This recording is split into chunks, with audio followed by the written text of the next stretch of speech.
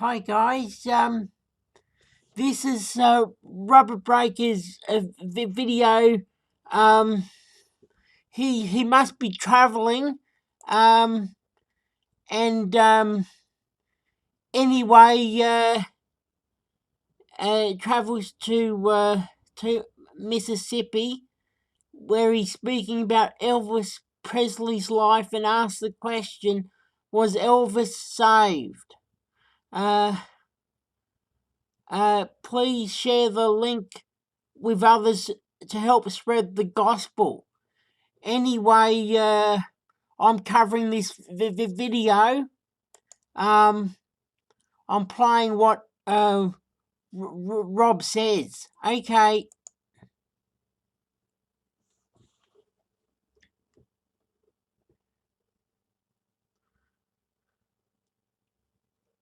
Okay, I'm here in Tupelo, Mississippi, and behind me is the house where Elvis Aaron Presley was born.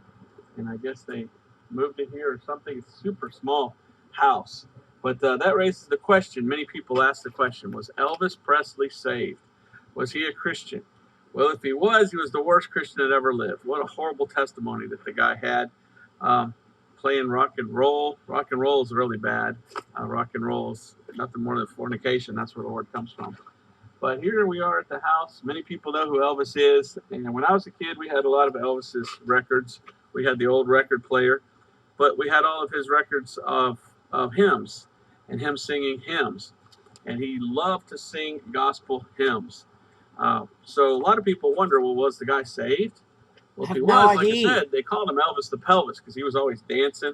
I remember he was on that show, one of those old shows, and they wouldn't show his waist because he'd move back and forth. And they were like, oh, it's shocking for him to dance, and dancing's evil. And what a man who changed a generation for bad, not for good. But a lot of people say, well, he was saved. Man, no, he was saved. Well, I know he used to call Carl Hatch on the phone, a famous Right. evangelist, and say, preach to me, preacher, preach to me.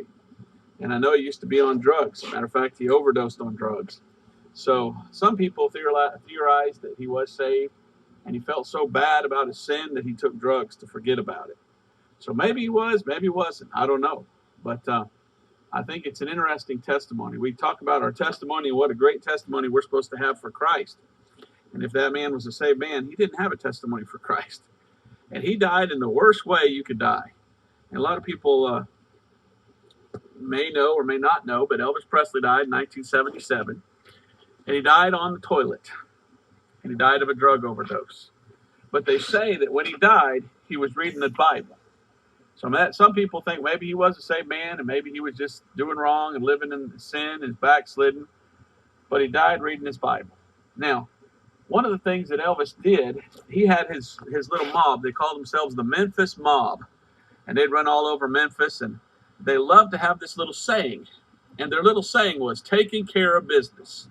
And they like to talk about TCB. He had an airplane that said TCB on it with the light with the what do you call that? A lightning bolt. Well, here's the testimony of Elvis Presley. Here's how he died. He used to call himself the king of rock and roll. They called him the king. Well, the king died on his throne on the toilet, taking care of business. What a horrible thing. What a horrible way to go. But that's the way he died. And today we still don't know if he was a Christian. Don't know if he led anybody to the Lord. We know he died reading his Bible. But was he saved? If so, what a horrible testimony for Christ. He was more of a worldly man singing worldly music than anything else. So that's Elvis Presley. Here's the thing here about how he died. Born in January 8, 1935 in this house, built by his father. Presley's career as a singer and entertainer redefined American pop music. He died August 16, 1977. Taking care of business. But did he take care of the Lord's business? No, he didn't. That's why I want to be a good Christian. I want to have a good testimony. So when I die, God forbid, I hope the Lord comes first at the rapture. But people will know, hey, that Breaker fella, he was a guy that was a real Christian and telling people about Jesus. So here's the house right there. That's interesting. All right, well, this sign tells it all, doesn't it? It says Elvis Presley revolutionized popular music by blending the blues.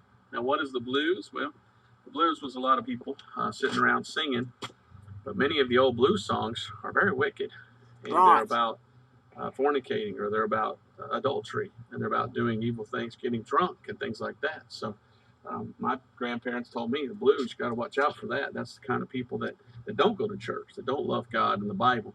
They're out carousing and late hours of the night doing bad things. Okay. But he took blues and he mixed it with country, pop, and gospel music. So, what is that? Well, that's taking the things of God and mixing it with the things of the world. And that's something that Elvis did. Is he mixed things that shouldn't go together. The things of the world shouldn't mix with the things of God. And Elvis was a great gospel singer, but he mixed that with other kinds of music that shouldn't have been mixed with. So that's an interesting thing to see. Now over here is the church. So let's go look at this. This is the church that he would have gone to, they said.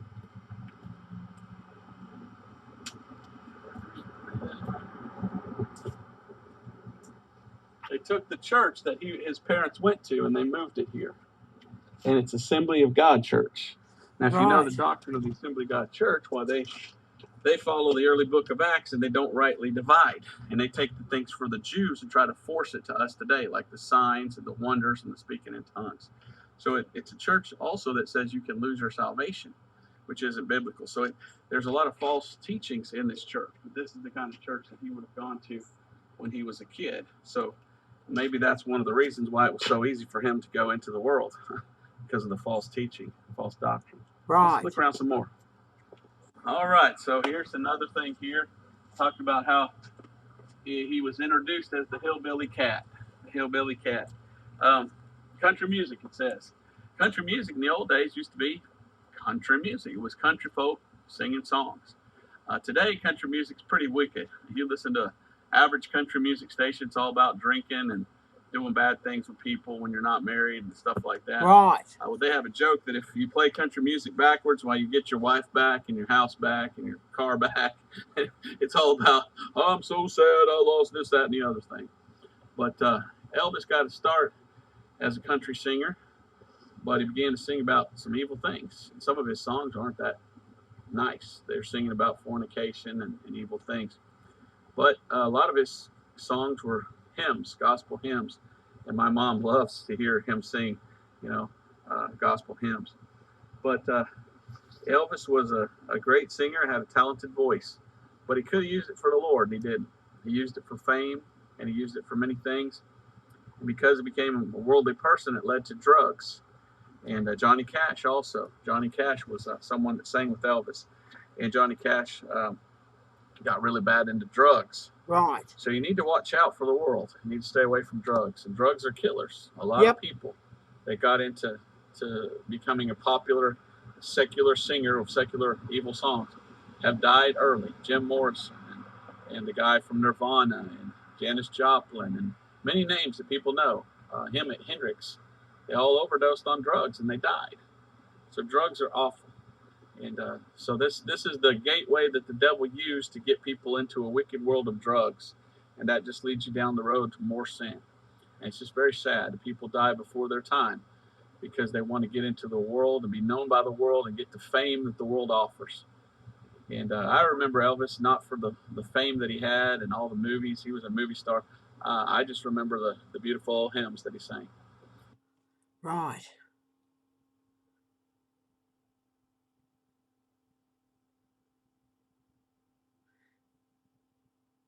Okay. So there's photos, right? Okay.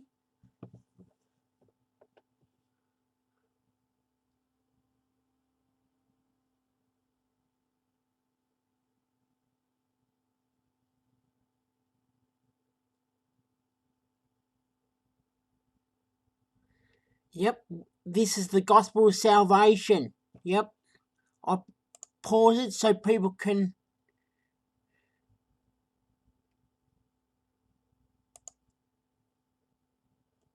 Right. That's right. And my faith is in Jesus and his whole finished work. And it's all about him, what he did, the whole everything what he did on the cross, including the blood atonement, to trust in his blood. And the blood atonement is part of the gospel.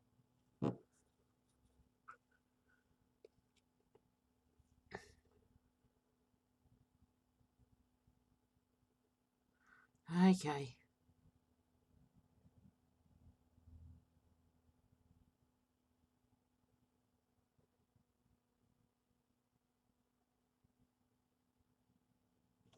Okay, so that's the end of the video. Okay, cheers.